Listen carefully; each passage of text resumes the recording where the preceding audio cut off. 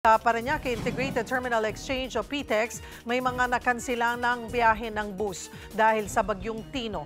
Kumustahin natin ang sitwasyon kasama si Mobile Journal Francis Rivera. Francis. Cheryl, balik operasyon na ang PITX pero inaasahan pa rin nila ang dagsa ng mga kapatid nating nagsisiwian galing sa kanilang probinsya. Mapansin-pansin na maluwag pa rin ang sitwasyon ng terminal sa mga oras na ito.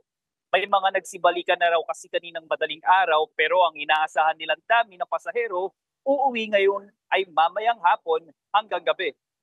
Ayon sa tala ng PITX, mahigit 1,000 lamang ang naging bilang ng mga pasahero kahapon November 2. Ngayong araw naman, pumalo na raw sa mahigit 70,000 na mga pasaherong balik Maynila matapos ang undas.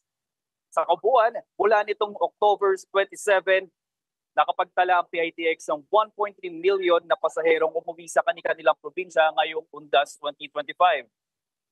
Nakakalat pa rin ang mga security personnel sa bawat palapag ng PITX. May mga nakahanda na ring first aid station at assistance desk para sa mga pasaherong nangangailangan ng tulong.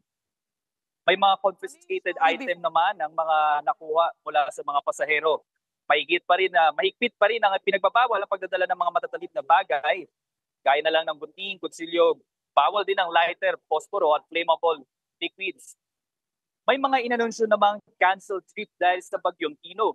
Ilan na dyan ang mga rorong may rutang Mindoro, Tomasbate, mga pantalan mula Batangas papuntang Katiklan, Rojas, Romblon at Sibuyan.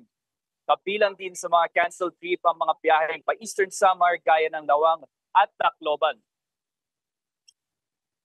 Cheryl, inaasahan pa ng PITX na papalo pa sa 180 to 190 na pasahero ang magbabalik Maynila ngayong araw. Yan muna ang update dito sa PITX. Cheryl. Maraming salamat, Mobile Journal Francis Rivera.